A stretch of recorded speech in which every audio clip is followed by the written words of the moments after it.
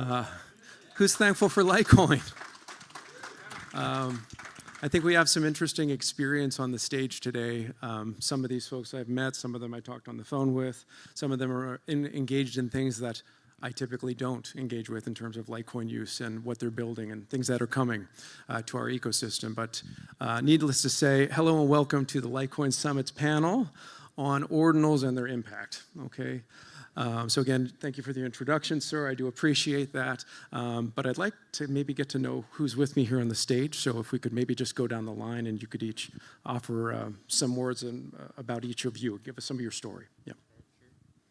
Hello, my name is Luke Wright. I'm one of the co-creators of Ordinals after Anthony ported it. So big shout out to him.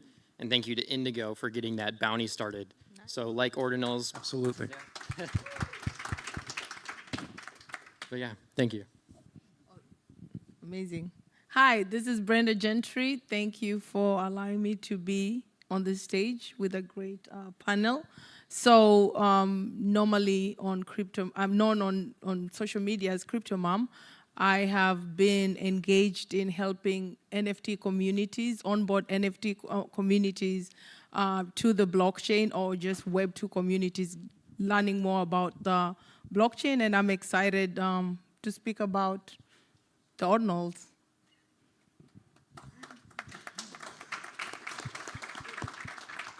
Hi, I'm Flu. My real name is James, but if you call me that, you're probably a Fed, which is acceptable. I was very, very early to Litecoin. I was CPU mining it effectively, which is weird to say now. And then I was not able to scale my mining operations past that point because I was broke as hell.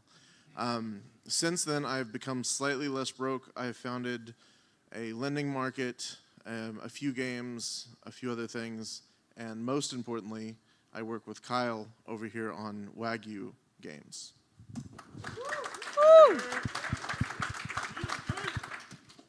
Hello, my name is Kyle Gordon. I'm the CEO and one of the co-founders at Wagyu Games. We build blockchain games, give it a little bit different spin than most of your traditional games, and actually use the blockchain technology for what it's meant to be for, and let people have their assets in any way that they see fit. Just glad to be here and appreciate you having us. Here, let's give them a hand. Well, terrific. We get to sort of wrestle with the topic of ordinals.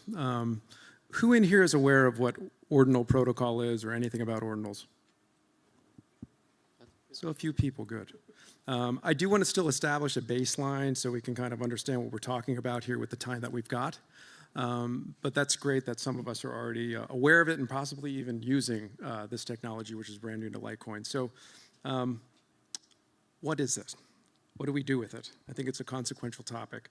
It was ported, like Luke mentioned, in early 2023, okay? Initially was created for Bitcoin by Casey Rodermore, brought over by Anthony on-chain, Crypto Anthony, and now we have it. It's interesting that this wasn't a Bitcoin improvement proposal or a Litecoin improvement proposal or whatever sort of traditional system we use in the consensus with Litecoin. This kind of came out of nowhere, and it can't be stopped. So it's changed Litecoin forever, and now we get to kind of wrestle with its realities. I'm going to start maybe with the devil's advocate sort of position. We had, of course, David Burkett with us earlier on screen. He was a very outspoken critic, actually, of Ordinals initially. So what do we do with Ordinals? Okay. We've argued that it's block spam, okay, something like this. We've argued that it's a diversion from the use of, or I should say the monetary uses of Litecoin as a money, okay, something like this. Even the creator, Casey, said one time in an interview that he doesn't even particularly like NFTs and that most of them are hideous. Yet, he brought us to Bitcoin and now we have it on Litecoin. So maybe Luke, can you tell us why that is either, well, I would imagine incorrect, I'll let you speak for yourself, but kind of debunk that for us, this idea that we're dealing with block spam, this is excessive space, we don't need it, it's a diversion from the purpose of Litecoin as money. Yeah, that's a hard topic to kind of contradict, but being as a creator of Ordinals on Litecoin, I'd have to say that, and just to be aware real fast, Ordinals is essentially putting metadata on a single Litoshi and then padding that, and essentially that metadata will be read by an indexer, which will display pictures, videos, code, and basically allow you to have distributed NFTs on-chain for the first time in a long time, other than OmniLite, which is a different topic. But to answer your question there, I have to go with the fact that in 2018, roughly 2017, Litecoin was getting right around 20,000 transactions a day. And currently we saw a slide from a previous presentation that it's getting around 200,000 transactions a day. And currently about 50,000 of those transactions a day are Ordinals responsive, meaning that Ordinals has increased transactions, which increases miner incentives and payouts for Litecoin specifically.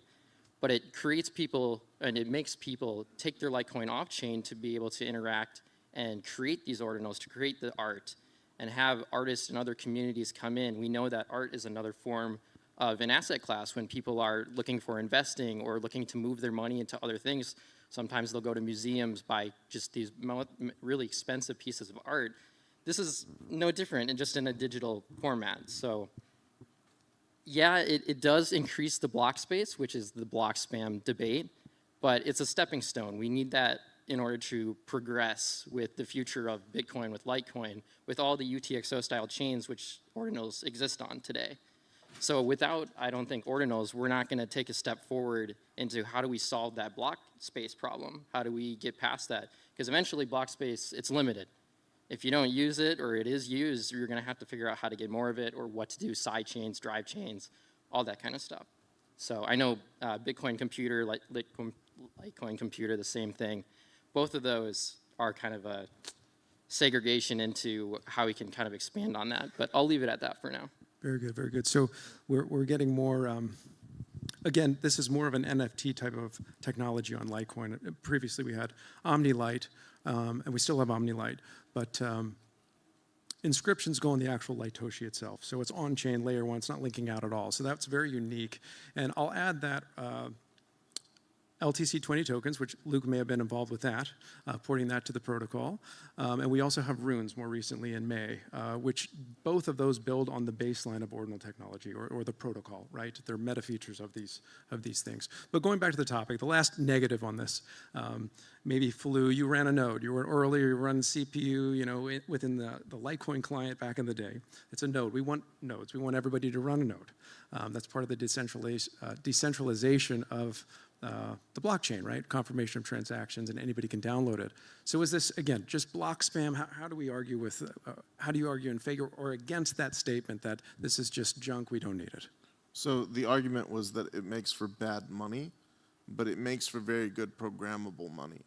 And so like Bitcoin benefits from this. You've seen kind of that whole revolution there. There's 100 BTC L2s at this point. And are we saying that we don't want people to scale and build on Litecoin? That's a silly argument.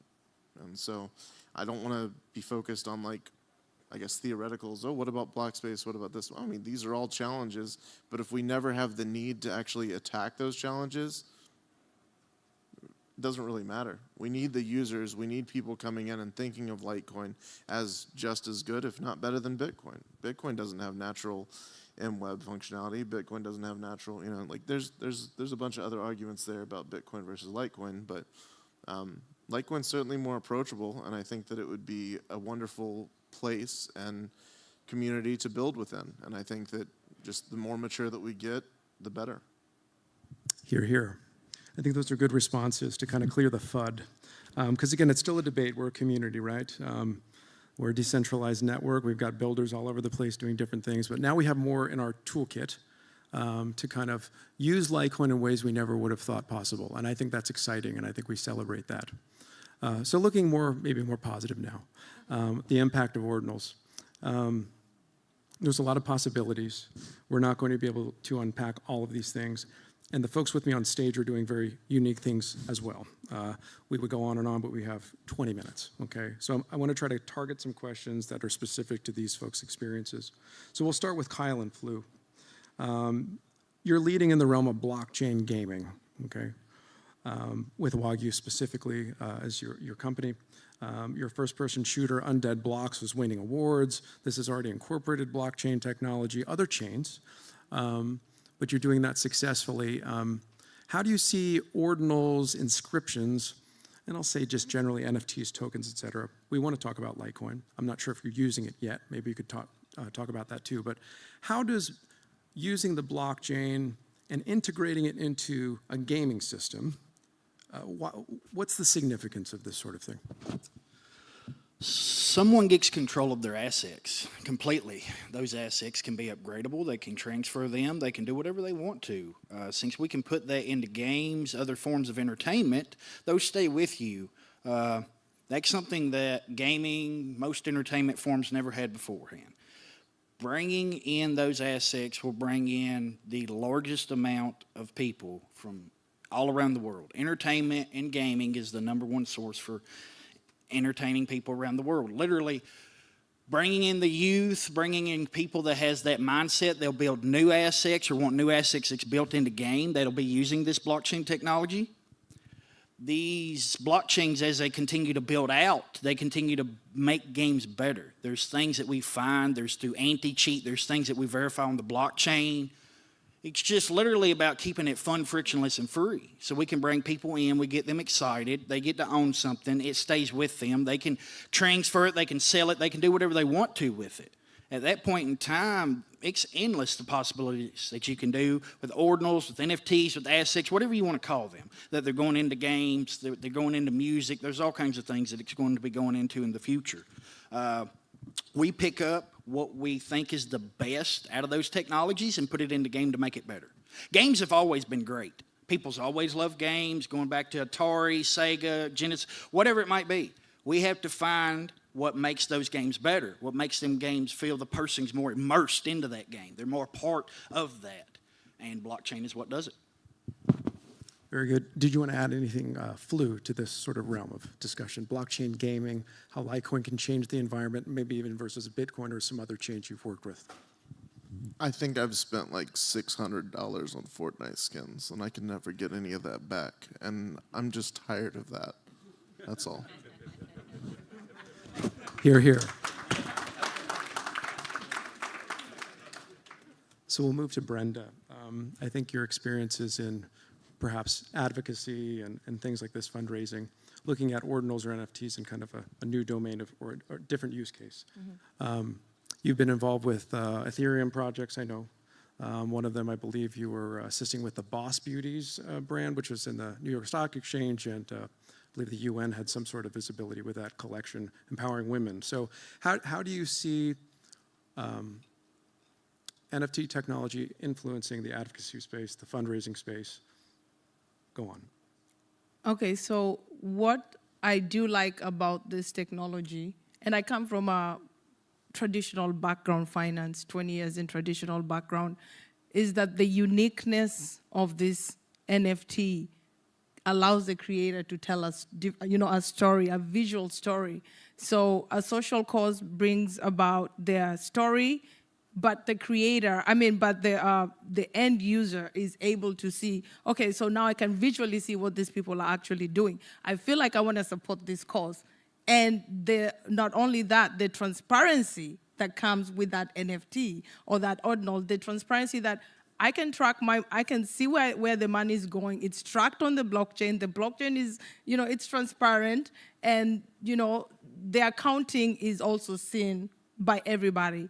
We've seen cases where social causes, they raise millions of dollars, and nobody knows, nobody can track, and they don't feel accountable to the community. So I would say those two, and also the fact that it's a global audience, like, you have a wider reach to get to people. Say, hey, maybe I have an NFT cause someone in Nigeria wants to reach, all over the world. It's just that global audience that allows that NFT cause to go even farther. So, those are the main ones that I would suggest or say. Very good. And I think just as a statement here, working on other chains, and anybody can really comment on this, I'll just kind of go into where we are currently in terms of fee systems and how Litecoin is working, the demand for the the blockchain, et cetera. I think we can do a lot of these things that we're talking about, of course, on Bitcoin. That's where Ordinals came first, or on Ethereum. But can anyone touch to the advantages of, for example, using Litecoin for these causes, which is newer for us, but we can do it? What are some of the advantages of Litecoin being used for these technologies versus other chains? Cost, Go first for of it. all. Cost in gaming, when you move those transactions, it being frictionless, being very minuscule. Speed as well, which Litecoin has, most definitely. There's a couple different things that come in from those areas, but those are the most two that we're going to be looking at in gaming. Security as well, which there's a secure layer. There's there's development that's actually happening, so it's not a dead chain. Those are main things that we're looking for in gaming. And I know there's a couple other blockchains that have tried to hit that, but we think that Litecoin is probably going to be one of the best in the future for that. Here, here. Let it come. Luke. Just to add just one more thing to that, just kind of on top. The cost, everybody knows cost is important for all these and interacting on anything, your gas fee, your transaction fee, your miner fee. With doing anything on Litecoin, we obviously know that the fees are pennies, even cheaper sometimes. So on Ethereum, you want to mint an NFT or make a trade, you're going to spend anywhere from $5 to $10. On Bitcoin, you're going to spend roughly the same amount. So if you can do the same stuff, or even if you're in those ecosystems and you want to test on Litecoin, it's now a lot cheaper to test in a real-world scenario, not just on testnets, for pennies instead of dollars. So I think that's just another good point. We all know costs, but just to add that on there. I can also add to that. I would say that community is so important, and you want to make sure, as Litecoin people are so like hardcore, into this product. Like, what else are you going to provide or share with your community that will allow them to be here 20, 30 years from now? Like, you don't want to just see other communities, moving forward with technology, and you guys are stuck in, okay, we're just going to be here and holding the token. You know what I'm saying? So the community, the giving back to the community and allowing them to see the building, more building going on is actually something that I personally am bullish about. Bullish on the Litecoin community. Anybody agree with that? I think so. There's a lot of things to come, I think, for Litecoin, and these folks are building things that are super exciting. I do want to finish, maybe before we shift gears with the time we have, to Luke. You've created Litecoin Labs, or at least were a part of that project. You're specifically involved in these digital artifacts as art. So can you tell us a little bit about that and why you migrated from Ethereum to, for example, Litecoin? Sure. I guess my background in Ethereum is a little non-traditional. It's more domain level. So if you're familiar with ENS, or even Namecoin for that example, I was working in those areas, and of course 2020 came around and everybody was buying these CryptoPunks and other things, and I was like, this is a good way to spend my Ethereum, but I also have Litecoin. How can we do this? And eventually Casey Rotomore broke that and figured that out, how to do it on Bitcoin. If it can be done on Bitcoin, it can be done on Litecoin. I'd say 4 times faster, right? And 4 times better. Yoo-hoo! You're here. But yeah, so moving into the art on Litecoin, it's a store. It's on chain, completely on chain. It operates. You can see the transactions interacting, and you guys use Litecoin, and you might actually have ordinals in your balances without even realizing it, because people forgot or didn't realize how to send them at the moment. But there's wallets and there's softwares now that separate those with like coin control and other UTXO features. But art-wise, art is, what is it, a $4 trillion a year industry? Forgive my numbers if those are wrong. But it's massive. It's not going away. Our world is becoming increasingly more digital as we go on. Like, all of our tickets now are online. People might want to have those tickets as just like a representation of they've been at this event. Now that it's digital, it can be posted online, it can be bought or sold. Collectible items from pop performances, from celebrities, all those. And you've seen the experiments that people have done on Ethereum. And if it's done on Ethereum, it can be done on all the other chains, minus some smart contracting, but that's coming. It will happen. But yeah, with a $4 trillion art industry, it's going to be here on Litecoin. It's going to be here on Bitcoin. It's going to be here on all the other chains. Very good. So we're a part of that. And I think the future is very bright for what we're doing with Litecoin and what these folks are building on Litecoin. And to be fair, you could mint these things at home. You can either use Core and add some, some language, Rust-Lang, I believe is one of them, and do it yourself, or you could use another service. I mean, this is something anybody can use. Individuals can use it, groups can use it, communities can use it, companies can use it. Runes specifically are very interesting because you can determine kind of off the outset, are you going to have a pre-mine, et cetera, et cetera. But again, this is a wide world. We get to sort of distill it, hopefully reasonably well for you to understand. But what you guys are doing is excellent. Is there anything you wanted to add before we maybe ask some questions of the folks out here? I'll just add something off topic. My daughters, and they onboarded me into blockchain technology. So I don't want to take all the credit for what I do. They are the best that in the marketing Web3 side. So, hey, I got here through them. They were like, Mom, get out of Web2, come to Web3. And I love it. Very good. Anybody else want to add anything before we ask some questions of the audience? I'll just say I'm working on what I assume is going to be the first Litecoin-backed stablecoin. I think that's going to be kind of an interesting product. So anyone curious about that, I need seed investment. So anyone rich in the audience, please just find me after this. Thank you. You've heard it, folks. Well, very good. We have about 5 minutes left. I know some others have requested that they may have questions. So please ask them. It's open. Who would like to ask anyone on the stage anything? Go ahead, yeah. If ordinals are used for artwork games, is there any reason they can't be used to tokenize practically everything? Real estate, cars, professional services? It's the same potential market as all of the Bitcoin RWA sort of stuff that's going on right now. And so just in your head, whenever you hear about Bitcoin RWA, hash rate RWA, whatever, all of those things are enabled for Litecoin by default. If you can do it on Bitcoin, you can do it on Litecoin.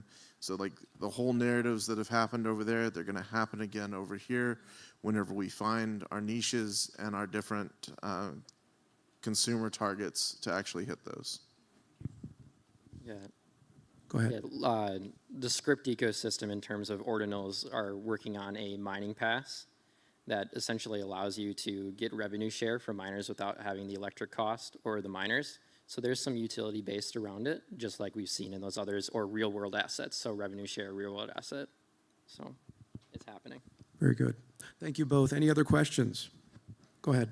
A quick question about if someone wanted to use Litecoin for testing, and say they are having some success with it, and then all their friends say, well, wow, look how Litecoin has become the testing network, real world testing. How do you keep Litecoin from being just congested with a bunch of test stuff that no one uses? Well, we've done a lot of important testing over the years. So I think that's very good, actually. And there is only so much block space in the world. But I'll defer the question down the line. I'd say use Mimblewimble. I mean, that's an extension block and it's bigger. It's more storage. Obviously, that doesn't necessarily answer the question because you can throw ordinals into MWeb as well, but it's more of a lottery. But if you know lottery, the house always wins. With MWeb, it's first in, first in, first out, that kind of thing. So once that happens, you'll get your ordinal back. So you can use both chains and both blocks. So there's space on MWeb, which is another use case for MWeb in general, is just the additional block space. Obviously, it's a little more privacy focused, but you can use it for more block space that Bitcoin or those other UTXO chains don't have yet. The blue shirt, yes. As a gamer, I completely understand and see the utility of essentially having NFTs on Litecoin.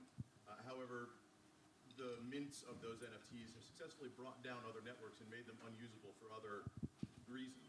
Is there any security going on or being developed, looked into, et cetera, to protect Litecoin from the same thing happening? An inadvertent takedown of the network makes it temporarily unusable. I'm going to speak briefly. We have a very good record of 100% uptime on Litecoin. I think that's partially to do with maybe some simplicity that was tested first by Bitcoin. I don't want to say things are impossible. Anyone else want to comment to maybe elaborate further where I can't speak? Yeah, that's a good question. I don't think there's anything being like developed fully at the moment. That's a good topic that you brought up, so it's something I'll push for sure. I would like to say that the experience that Bitcoin faced, it's 4 times smaller block space. And with Litecoin having that involved, we had actually, I think it was 1.2 million ordinals in one day, and it didn't move the fees anything, and the block space did perfectly fine. So as long as we're not exceeding, like, I would say anything crazy like 10 to 20 mil a day, we won't even see anything increase in fees even. And if it goes up by times 2, what? That's 2 pennies. But yes, security-wise, we probably need to work on something there. As we build, they'll come. Absolutely. We have about a minute left, maybe one or two questions. Go ahead. So, in the NFT ordinal space, how much does the permanence of the blockchain matter to builders, knowing that it isn't temporary? You have a chain that's been running for 15 years or 13 years, and it's likely to continue. Does that play in decision? Like I know you guys did some Bell's coin stuff. The fact that really you don't know the future of that, or it's much more in doubt. Does that influence creators much? I would personally say to the creators that we work with, they do care about the fact that it's forever on the blockchain. And when a few years down the road, their children or their grandchildren can also be told, hey, your parents were one of the first people to be on this blockchain building this kind of, technology. And just to be clear, guys, NFTs are not dead, you know what I'm saying, or even ordinals. The space, like he said, when you build, they come. It just wasn't ready for what we brought to them at that particular time. But this is a space that's growing, and the technology allows that to happen again. So like Luke said, RWAs are happening. There's so many, like mining, there's so many utilities that people are not focused on right now, but eventually with time, and it could be 2025, 2026, but when it comes, it's going to be here to stay, so. Very good, thank you. Maybe one more question. Go ahead. Litecoin is looking to stay at POW, proof of work, or you guys come to a consensus where you guys make that transition over to proof of stake? We're definitely proof of work, and I think the foundation has been very supportive of proof of work. So it's not an impossibility to convert, but I don't think there would be any plan. By the way, I don't speak for the foundation. I'm my own person. 84 million's independent of the foundation. I can't speak for anyone at the foundation or anything, but as a part of the decentralized community, I don't think there's any effort to go that direction.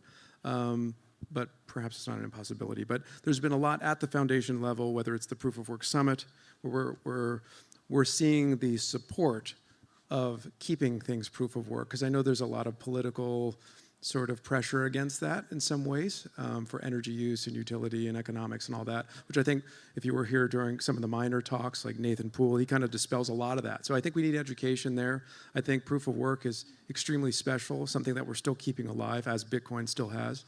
I personally wouldn't want to see us lose proof of work, but anybody, proof of work? I think that proof of work is probably the greatest ally to the green movement that possibly exists, because you hit them on the economic layer. And so, I personally believe that more and more proof of work mining we will want to present as green in order to defray that, I guess, specific FUD point. And I think that we will contribute a great deal to the further development of green energy. Hear, hear. I have to stop it at that, I think, for the sake of who's next. But thank you, every single one of you, for coming and joining the panel. Thanks for the folks that are asking the questions, and of course for being here and supporting Litecoin as an idea, as a currency, and as a new layer to create all sorts of fun things on. So thank you very much.